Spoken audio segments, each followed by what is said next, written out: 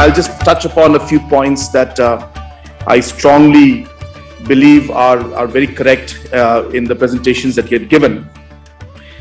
First of all, in 2018, when we took over the government, I was asked a question by the press and by the people, what is your top priority?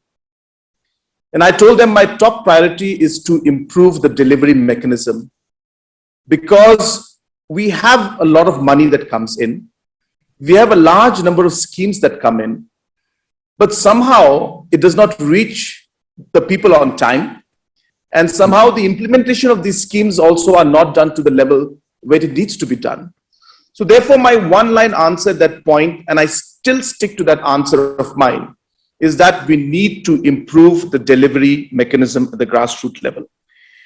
Now, having said that, I believe there is no real perfect solution when it comes to running a government, because it's not like a corporation or not like a business house where rules can be followed. There is politics, there is social character, there is public issues, and you need to balance out all of it. So really, at the end of the day, it's really balancing things is what's important. So you need to keep an agenda in mind. You need to ensure that these are the areas that you're focusing on. You have health sector, you have infrastructure, the social sectors, the economic sectors. But while you do all of this, you are in the middle of this entire ecosystem with just unpredictable things happening. And somehow you have to manage and juggle all of it together. And that's really what the challenge is. But without getting into those aspects, I would like to again, as I said, touch on one or 2 points that are mentioned earlier by Professor. Number one is that I have always been a very firm believer of purpose-driven and a problem-driven process to move forward. Simply because if there is no purpose, then the passion and the motivation does not come, whether it's in the leadership or whether it's in the officials. And I think leadership's quality, or one of the most important tasks, is to instill that sense of purpose among the team members, to give the direction as to what is it that we want to achieve.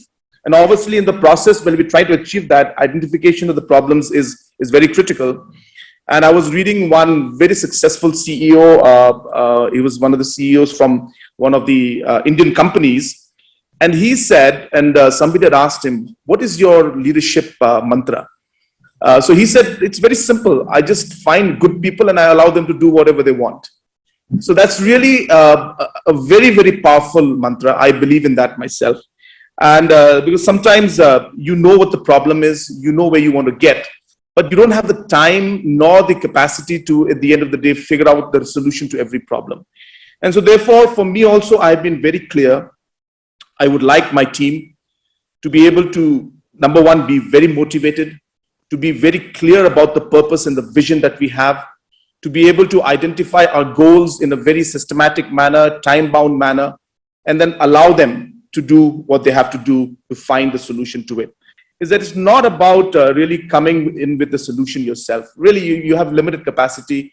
As a leader, you need to look at the overall picture, but then you need to empower your team, and especially the team members who are motivated. And this is where we have started a lot of things. For example, when I started off trying to move forward, I was struggling to find people who would be motivated. Seriously, I was struggling to find people who had this sense of purpose. And so I started off with entrepreneurs. So I know that there are entrepreneurs who want to do things, and somehow nobody seems to touch them. Nobody seems to recognize them. Nobody seems to give them any support. And so I realized that entrepreneurs may be one of the most motivated, most dynamic, most purpose-driven individuals. So we started with entrepreneurs.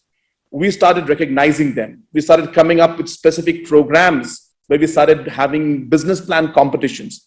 And it's not just about the fact that you will actually see the economy being impacted in terms of job opportunities coming up and other economic benefits you get, but you will actually see a sense, or and I'll have to use the word culture, but this culture of motivation, culture of purpose coming in.